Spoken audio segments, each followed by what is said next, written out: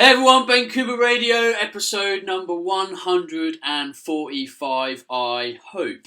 He says that I'm doing a lot of travelling this summer, so I'm trying to pre-record as much as possible. So if I get it wrong, I apologise, we're only human. Anyway, today, as usual, I've got someone far more intelligent on the show than me.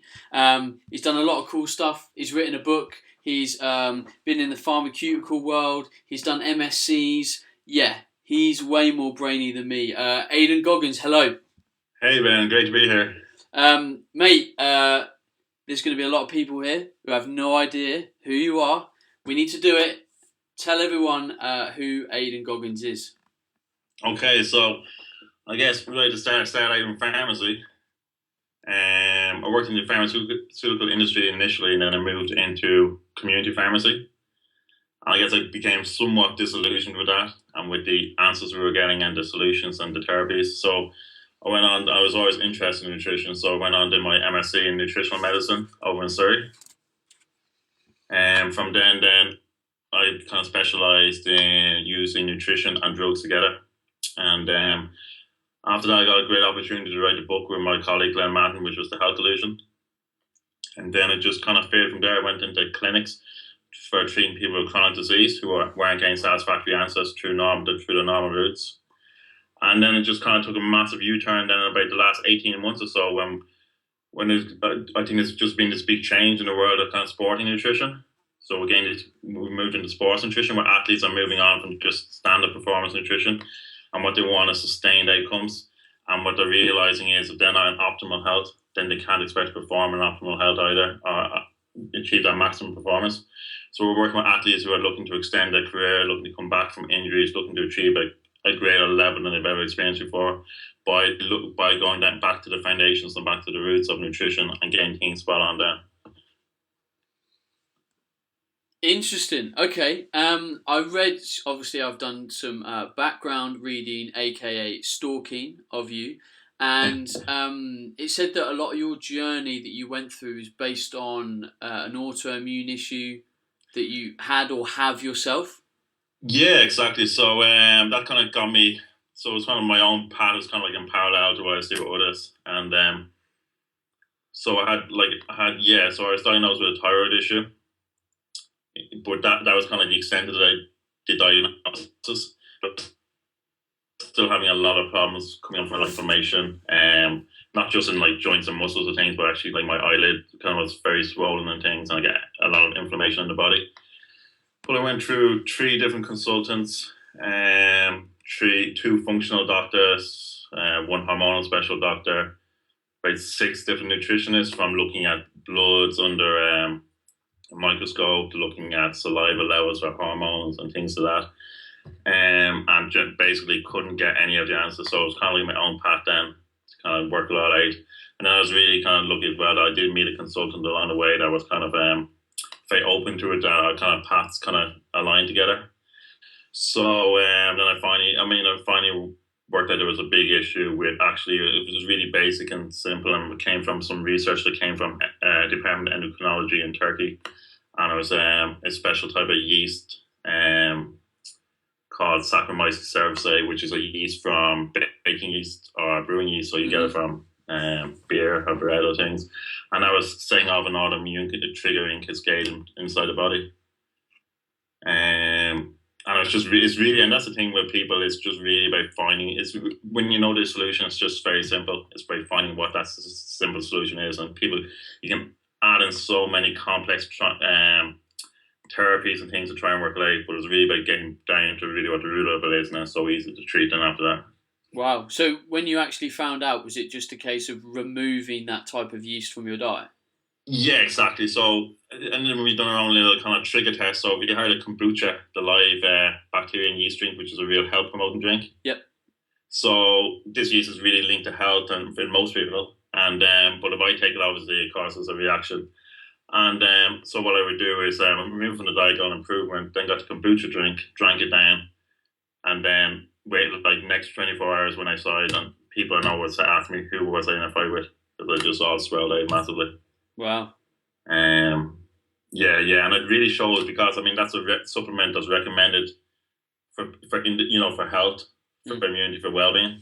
And for a lot of people it is, but for me, like, it's a poison, and it really shows what's suitable for one person.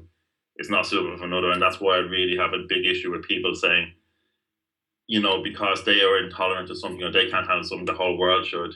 I mean, I would never go around and say everyone shouldn't be taking, brewing yeast because I have an issue with it. And that's a big problem with nutrition, I think, today as well, where people take anecdotal or N equals 1 evidence and then extrapolate it because it works for them to the rest of the population. Well, I couldn't agree more. We've talked about it a lot on this podcast. I think that comes with maturity as well, because when you are more immature as a practitioner, as in a coach, you get led by your own beliefs a lot more. And what works for you, you kind of think, oh, well, it must work for a lot of people. And I think there is definitely a turning point in your educational journey and how you mature as a practitioner, where you I think you have to work with an awful lot of people and see the plethora of change and different things that have to be implemented before you actually go, no, God, no, everyone is completely unique. I think that's it. I don't think they're trying to deceive anyone. I think it's just to get really excited with the results they see and say, if I achieve just for myself or someone else, if I do it for everyone else, we can all achieve it. And then it's only when you, as you say, mature, when you see hundreds of cases and you realise each one is different and you're applying one therapy to one person getting a great outcome, and then you got to do the complete opposite to another, and you realise it's only when you actually know what's happening inside that person that it's only then that you can go any more than making general recommendations. Okay, so a pharmaceutical nutritionist, isn't that an oxymoron? No, I think it. Well, first of all, I think we got to realise the power of nutrition. Yeah. And when it's used right, I mean, it achieves more than any pharmaceutical intervention, really. I mean, I think, especially if we look at chronic disease, we know for a fact now, and no one argues this, that for diabetes, blood pressure, heart disease, cholesterol issues, metabolic syndrome, even preventing osteoporosis, preventing Alzheimer's, there's no greater intervention than a nutritional intervention. So, I mean, the pharmacological effects that you get there from the rightly applied nutrition would be greater than any drug therapy. But then when you look at the actual drugs themselves, I mean, there's a lot, if you look at the drugs that people are using, there's a lot of times where you can use nutrition alongside them to either reduce the side effects or to reduce the dose that a person may need. Or a lot of drugs can cause nutrient depletions. So if you top up them nutrients alongside that drug, you can reduce the side effects that they're experiencing. Wow, interesting. Okay. So I think there shouldn't be any oxymoron. I think nutrition and medicine really need to come together. I really have a big issue with both sides of the camp where they think that they're in competition with each other. They're against each other. And it really needs to come together. So it does. I agree. If I've got a headache, which is very rare, I'll still take a paracetamol. I won't stand there and go, I'm a nutritionist. There must be a kale smoothie or something I can drink. Yeah. And I for one, I'm glad that smallpox is gone. I'm not looking for nutritional interventions to try and beat it instead of the old vaccine. So if you try and keep your, I mean, it sounds like a very tall task for you as a practitioner to keep abreast of the medical world and the nutritional world. I mean, you must spend literally half your life in education. I'm sure you spend a lot of time in it anyway, but I specialise as a nutritionist. People specialise as general practitioners for pharmacy, different specialties of medicine. You must have to keep your finger on a lot. Yeah, you do. I mean, you're always trying to keep abreast of things, but it's about knowing where you can have an impact. And it's about knowing where someone else can have a better impact. So it's about working with a team of individuals.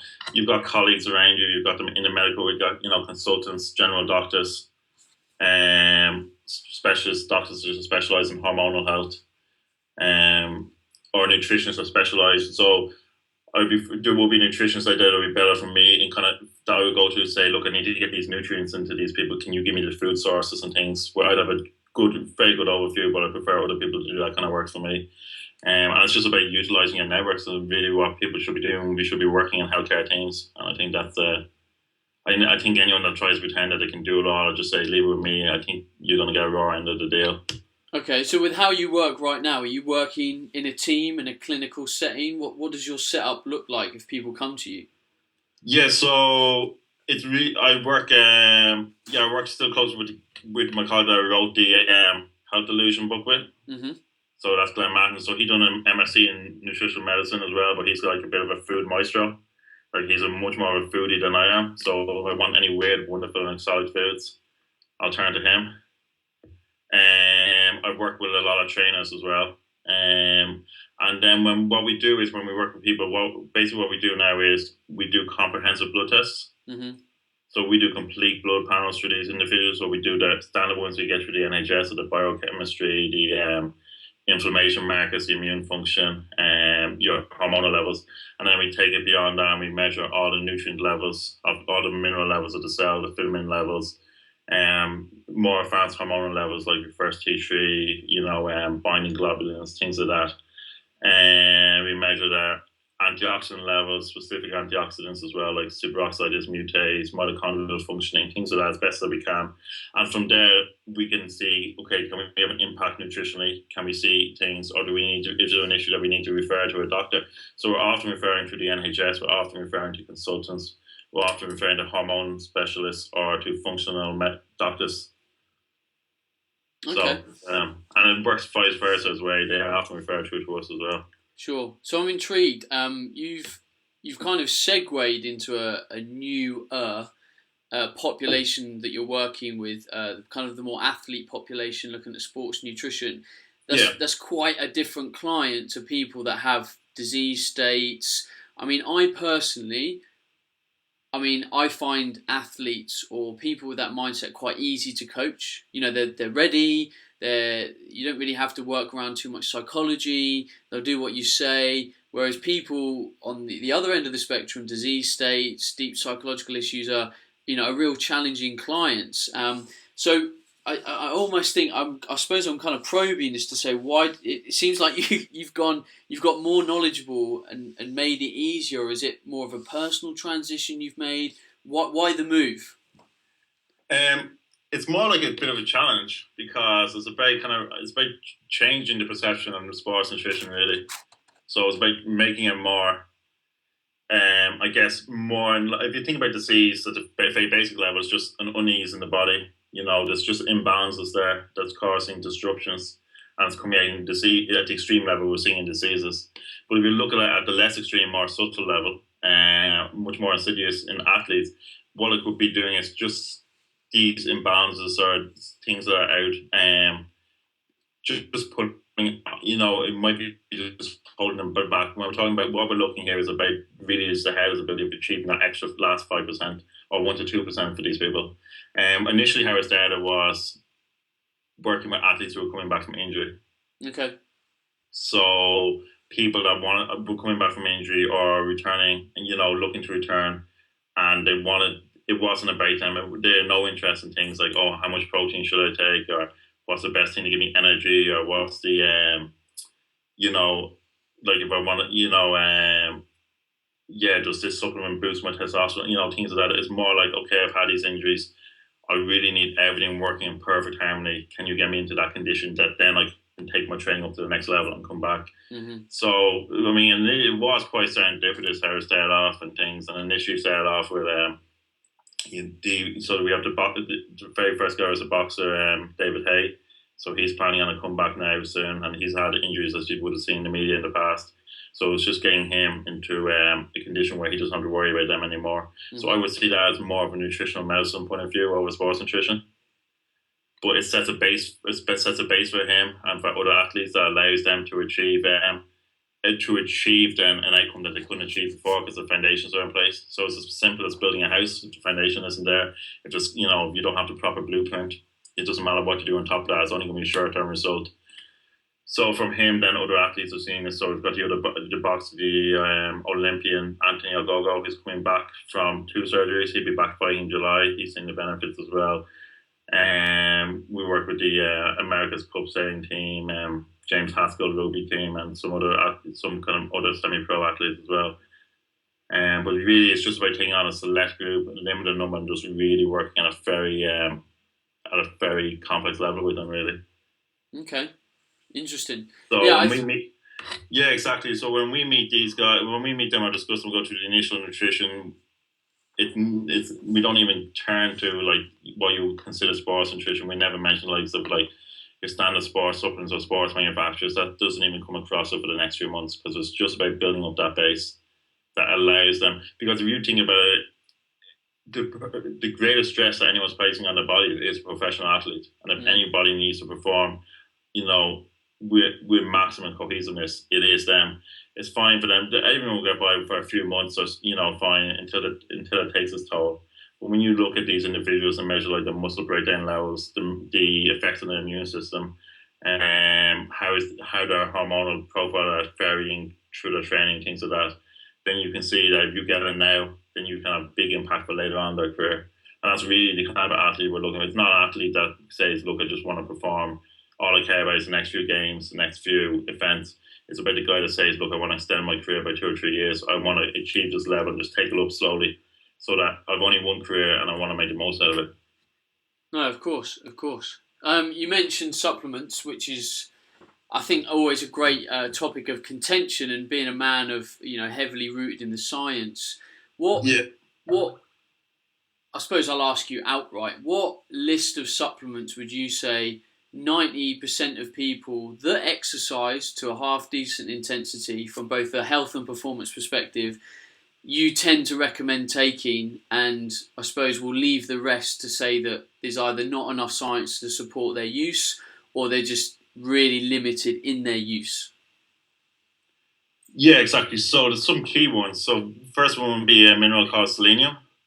Okay, so this is a trace element that we normally get from the soil. It goes into our food supply. And what it's used for is like any condition associated with inflammation in the body. It's going to be linked to selenium status to a certain degree. What it is used for production of an antioxidant called glutathione peroxidase. Yep. Which works on the stress of our mitochondria. So our mitochondria are the energy producing powerhouses of the body. So especially for people who exercise increases mitochondrial activity, they may need to make sure that their antioxidant defenses are able to deal with the free radicals the mitochondria produce. So it's another example of showing sustained performance. Our mitochondria might be functioning optimally, churning out these performances, but if we don't have anything to mop up the excess free radicals that are being produced, with our own body's defenses, it leads to dysfunction later down the line. So that's a key antioxidant, and that comes from, and selenium helps regulate that. Now, selenium is actually missing from the UK soil now for the last 50 years or so, and just through our soil practice techniques. And what it means is we don't get into our diet anymore. Okay.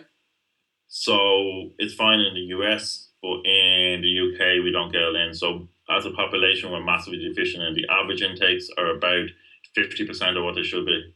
And even if you measure selenium levels and get them through the lab scales, ranges that are used in the UK, are actually at a deficient level compared to what the research suggests is optimal for health. That's because they use a UK-based population for the ranges. And so we find that's definitely key one. We've yet to come across anyone. I'd say about 3% of the people that we look after percent normal selenium levels. Wow. And then 97% will be deficient. Now, most multivitamins contain selenium. Would you, I hear a lot of practitioners, and I would probably be one of them, that a lot of the time would say a multivitamin would be a good shout as an insurance policy for a lot of deficiencies that we see. Yeah, so the only problem with multivitamins is you got to look at the form of the vitamin they're using or the mineral, the dose. And then it's issues of using issues of taking them minerals or vitamins at the same time as each other. So, for example, selenium, we always recommend to take it in food form, which is yeast form, which is what you get in the diet. Most multivitamins use the cheapest form, which is called selenite, which is very reactive in the body. So if you take it in the wrong dose, it's very reactive. It's going to increase cancer levels and increase the risk of diabetes. So we see that that's just a cheap form. So that's one of the issues with multivitamins. The other issue is the dose. Men need about 100 to 150 micrograms of selenium a day. Multivitamins could vary anywhere from 30, so being too little, to 200, being too much. And selenium operates on a U-shaped curve, which means too little you get consequences, too much you get the same consequences as well. And then you got issues of just compatibility. So if you take just at the simplest level, you take iron and calcium together, you got absorption issues, things like that. So, and when we look at people, we see obviously everyone can't do blood tests, but what we see a lot of blood tests is people are really well on some nutrients, even too high on other nutrients, and really poor on other nutrients. Where if multi-mineral is just a top up, it really doesn't have much of an effect. It's not going to hit what they really need. It can be a good one as one that an RDA one or a low dose one can be a good insurance policy, but I don't think people should be expecting massive outcomes from them, to be honest. Okay. And is that because just the quality as a whole of multivitamins that most people take are just poor?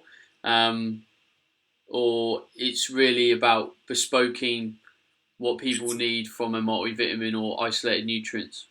Yeah, it's a very bespoke. If people are just looking at if people just want general guidelines, I think what you're looking at is there's only a few key nutrients that people definitely need. You're looking at selenium, you're looking at vitamin D in the winter months, training population, you're looking at magnesium probably, not in the doses that you find like Setum A. It's if you take that like 300 milligrams of magnesium at once, it just causes calcium dumping from the body. But magnesium at a dose of 100 to 150 milligrams, maybe twice a day, is a nice top up dose for most people. Just the key is to split the dose of the 300 is what I mean. Yeah, magnesium would be a big one. And then after that, I really think it's about addressing the foods that people need. People just don't get near enough variety. Massive need for plant foods in training individuals. Especially key plants, which are called emerging now. They're called surrogate foods.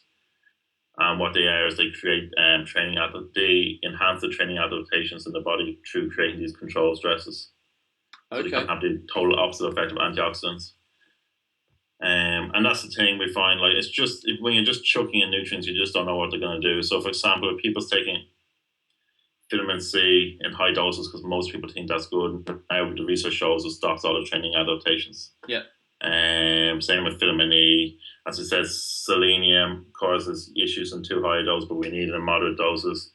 Zinc causes, take too much zinc. Anyone that takes high zinc, we always see low copper. Anyone that has a high iron, we always see low manganese. Anyone with high vitamin D, we actually start seeing bone breakdown.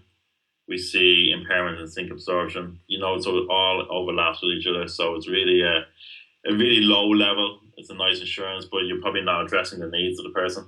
And too high just causes massive issues. Interesting. You mentioned magnesium. I'm assuming you mentioned the kind of doses of oral. Have you ever used any kind of transdermal based magnesium? I've used only in people that I can't get a sufficient response in oral. Okay. So some people find it really difficult, no matter the form of magnesium you use, to bump up them cellular magnesium levels. So their blood levels will be increased, but blood levels really don't tell us anything. It's about how much is actually incorporated into the cells. Yeah. And in certain individuals, it's just really difficult to get high. It's like they're just really resistant to uptaking them. So I find that the transdermal seems, in combination with oral, seems to give a good response for them people then. Okay, interesting. Okay. I just love the kind of perspective of normal nutrition, because I think it's just grown the amount of supplements that people end up taking, and in reality the list should be very, very small. One thing you didn't mention was fish oil. I assume you'd be pro fish oil for people that aren't getting enough fish in their diet? Yeah, exactly, yeah. Massive fish oil. Actually, when I was back in my pharmacy days, a massive argument with the health board now when they cut out fish oils. The recommended doctors didn't prescribe it anymore, and that really was a massive blow, I think, to nutrition in medicine. And yeah, I think fish oils is huge. It's just about getting the recommended dose. I mean, if we can, the average intake of like omega 3s in the UK diet, I think something about 100 milligrams a day through dietary sources, and for most people they need about 500 milligrams a day. For athletes, probably need about 1 gram a day. And for autoimmune diseases, up to 3 grams, or high triglycerides, about up to 3 grams a day, or if you're on a pharmacological effect. Okay, interesting. A lot of the stuff that I'd read seems to recommend around 2 to 3 grams a day. Yeah, and that's for maximum. The only thing is, I think for everything, and even fish oils, you need a good reason to go for the high doses, because there's always going to be risks and consequences. Okay. So just even yesterday, because I was reading a paper on omega-3 integration to mitochondria. Yep. And if there's too much omega-3 being supplied and your antioxidant defenses aren't high enough, you actually get a decoupling of the mitochondria, and they don't function as well because again the omega-3s are actually promoting this oxidative reaction because they're highly unsaturated, so they're prone to oxidation. So it all depends on the whole balance of nutrients in the body. So yeah, if you're getting 2 to 3 grams a day, and you're eating loads of plant foods, loads of nutrient-rich foods, a real diverse array of like flavonoids, and your minerals are spot on and things, yeah, perfect. But if you're lacking in other areas and you're just keying in with the omega-3s, but you're falling down in other areas, there actually could be consequences to that. And because of this and because of the poor status of nutrition, there's a lot of questions that have been raised about omega-3 recommendations in pregnancy and whether they should be tailed back a bit. Okay. And I don't think my personal opinion is that's not a direct problem due to the omega-3s, but because most people's diets are so poor that they don't have the additional nutrients that are needed to balance out that degree of polyunsaturation. The reaction it can cause. But you can see now, and there is a growing body of people saying that we shouldn't be so recommending such high levels of these omega-3s for pregnant women around conception because it could cause development problems instead of actually improving them. Fascinating. Wow. We do have to remember as well, all the omega-3 studies, the biggest benefit for them all comes from fish studies. Where it's consuming fish as part of a healthy diet with the other nutrients that fish provides, the B vitamins, the iodine, even selenium comes from fish. And the omega-3 actual supplement studies aren't as favourable, especially if we take out the 2 pharmaceutical ones that are used for Omicron, which the GISSI study, and there was a second one done on that. Take them out and look at the supplements, the omega-3 studies only. And I'm a massive omega-3 fan, but I just think it just needs to be as part of a whole picture. Sure. Okay. Well, obviously, we hope people eat fish. That is the ideal. Yeah. And if you don't eat fish, I still think an omega-3 supplement is good, but I think once you're going above a gram a day, you need to justify it. Okay. And I'm not saying you don't go above it, I'm just saying know how to justify it and know how. And before you go from a gram to 3 grams, say, is that the best step I can make in my diet for improving health, or can I address other areas of my diet first? Okay. You spoke quite specifically about a lot of different things, and it's got me intrigued about how you actually eat as an individual. Can you talk me through what you would eat on a daily regime? Because it seems you are very aware of both of largely micronutrition, regardless of macronutrition. Yeah. So I always start my day with what I call a surge food shake. So it's kind of like one of the old cliche green food shakes. Yep. It's based on a specific type of nutrients which are called sirtuin activators. And basically what they do is they kind of like create this control stress in the body, which for a training individual, what they do is they actually, it's like exercise where it kind of tells our mitochondria to increase their adaptability, to increase their activity and mitochondrial biogenesis. On a health level, what they do is they kind of create a stress or defense systems, upregulate their own defense systems so we can later deal with bigger insults, kind of like a vaccine kind of effect. And so basically the kind of foods you find them in riches in things like you're talking about your matcha green tea. Yeah. You're talking about your epicalic and high flavonol cocoa. You're talking about your amino acid leucine, which is a big one. You're talking about the likes of your common greens, the kale, the rocket, which is probably their third food content is probably the biggest reason that they actually have health benefits. None of this like alkalizing nonsense or chlorophyll or things like that. Then in foods, you're talking about olive oil. If you look at it, it's really interesting that if you look at all the foods, it's all the foods I found in the Mediterranean diet. Yeah. And these are the Mediterranean diet is probably the one diet in the world that's always come out on top. Yeah. Every single study that's done on it is always shown benefit. It's the only diet in the world that shows consistent benefit over years, and it's the only diet that can be compared to drug therapy as well and show equivalent benefit. So really I try to eat as much as possible, but like the Mediterranean diet. If I'm not training in the morning though, I usually keep my diet, I'll have to shake, I usually keep my breakfast kind of relatively low carb.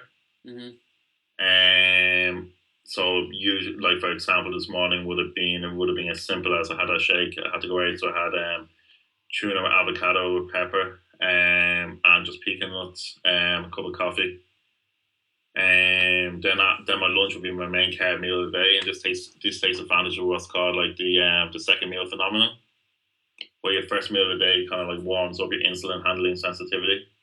So when you take a second meal of the day, you disperse that insulin from the blood supply much quicker, and it stimulates glycogen synthesis. So if you want to eat where you're maximally keeping insulin sensitivity and to maximally support nutrient partitioning to muscles over fat cells, what you want to do is obviously training time is a good nutrient partitioner, but your second meal of the day is the best nutrient partitioner as well. And then of course I time my carbohydrates to kind of circadian rhythm, so I always go low carb then in the evening time. But I never cut out carbs totally. If you get me, I'm moderately high carb diet. I just make sure my timing is in place. Each meal always contains lots of plants, and each meal always contains a good protein source as well. My supplements are based on my blood profile, my mineral status, and I add in on top of that, I add in a probiotic for myself, and I take a fish oil capsule as well. Okay, interesting. Now, there's been an awful lot of talk in the past about the low carb environment, insulin, timing of carbohydrates, and when we look at the scientific literature, we're inundated with research that confirms that calories in, calories out is the most important variable of body composition. So how, with what you just told us with the second meal phenomenon and actually partitioning nutrients, how do we package this, with the science in terms of how we actually measuring what we're talking about, how we quantifying this? So, I mean, when you say calories in versus calories out, do you think it's the most important? You say it's the most important part in terms of body composition, or just in terms of overall weight? I'll say overall weight. Yeah, exactly, and I would agree totally with that. But then when you move to body composition, I just think you need to get cleverer. Mm-hmm. So when you're looking at partitioning the muscle over fat, fuel, or if you're just looking at metabolic health, where if you can get that glucose down, the longer it is in the blood supply, the longer your insulin is raised, that puts you at risk metabolically. Insulin's an anabolic hormone in the body, so it's fantastic, for anyone that wants to build muscle.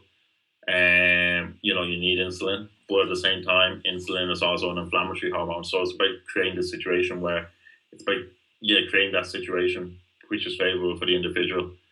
And I think the big thing as well is, again, as I say, individualizing it. So, for example, when we had two separate athletes, both wanted to lose weight. One of them was on one of the guys. When we done his bloods, he showed markers of not great metabolically. High HbA1c, which is glucose control, high triglycerides, which is fat in the blood, usually linked to carbohydrates, and he showed low levels of a thing called dimethyl acetals, which are a type of fat which are related to an antioxidant in the body called plasmalogen. And plasmalogen is a really good indicator of how well people can tolerate carbs. But carbohydrates are causing upset in the body, like an oxidative stress. Your plasmalogen is an antioxidant which drops dramatically. So that's a really good indicator for us that person can't handle carbohydrates. So when we put them on a pretty low carbohydrate diet, trying to be carbs around training, and just around early on in the day when insulin sensitivity was highest. And within 6 months, we've seen like an 80% drop in triglycerides, a 40% drop in LDL cholesterol, a 20% increase in HDL cholesterol. We actually seen a 40% increase in IGF-1 levels, even though the insulin levels were dropping, which was really favorable for the growth hormone conversion. And of course, they lost 8 kilograms of fat as well within that period. But for example, if you take, if you take like an athlete, like let's say we work, for example, with James Haskell, the rugby player, he came to us with he's this 170 kilograms and like 9% body fat.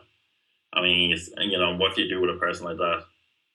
But to the degree that we're allowed to talk about his bloods, like when we went through his blood profile, what we had was indications that he was actually eating too low a carbohydrate diet, in terms of his anabolic response, in terms of his stress on the body. Mm-hmm. And what we did was, even though it was quite a risky move and he was a bit worried instead, was dramatically increase his carbohydrate intake. Mm-hmm.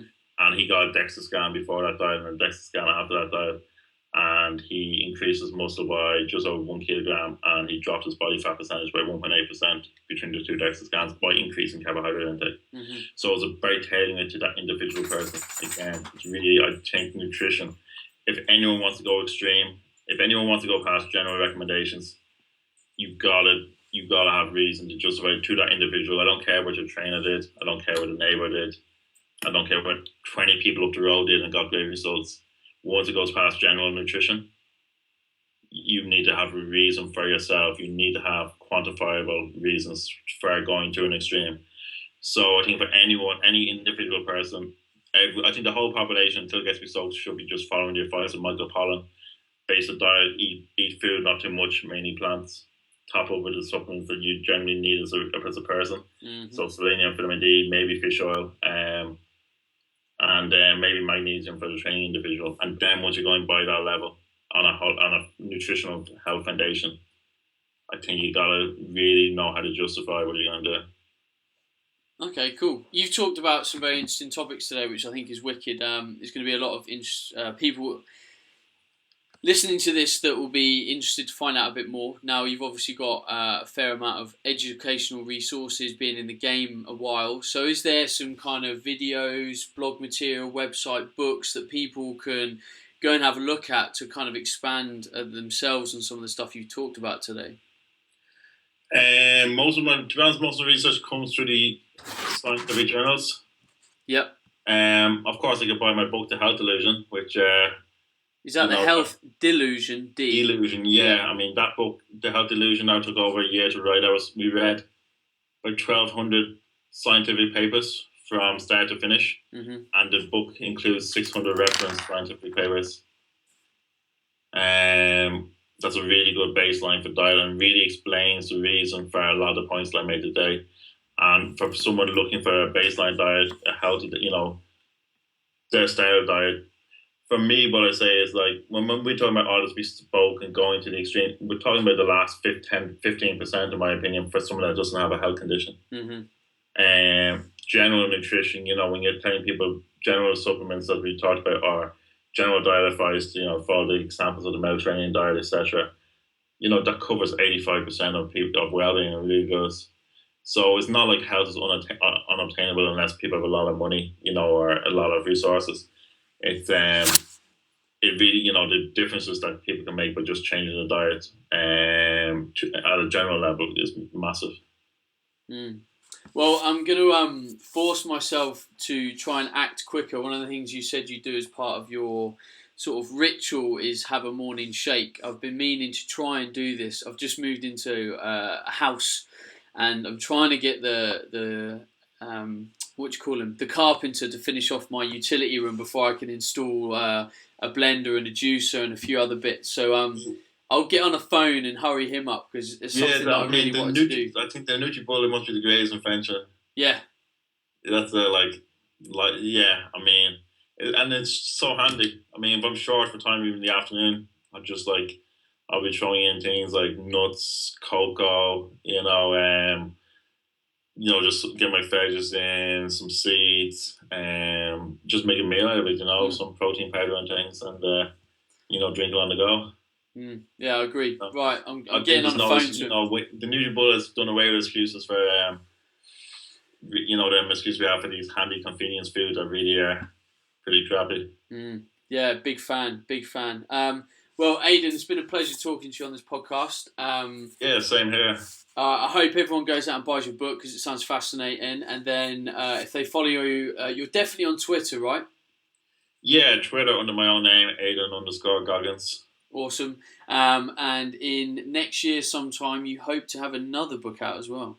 There'll be a new book published in January, just in time for the post-Christmas market, and that will be based on surf foods, which we mentioned here today. So basically, it's kind of like, even though it's a standalone book, it's nearly like a follow-on from the Health Delusion, because the Health Delusion is by setting that base of general nutrition. And then the surf foods, in my opinion, is the next level to really advance your nutrition at a population level to a much higher level. Nice. Interesting. Fascinating. Right, Aidan, thank you very much for being on the show. It's been a pleasure. For all of you listening, please share this show with your friends and family. That is how this information grows. It does not grow without your help. Twitter, Facebook, whatever your medium is, and if you haven't already left us a review on iTunes or Stitcher, please do so. I will be back on the show next week with Rachel. That is goodbye from me, and I will see you next week. Hey everyone, Ben Coomber Radio, episode number, absolutely no idea. Things are very busy. I am interviewing all sorts of people at the moment. I'm getting, very rudely, my PA is going on holiday for like 3 weeks to America. I'm sure she's going to have an amazing time, but it means I've got to do loads of work to help her out, but she's amazing, so I don't mind.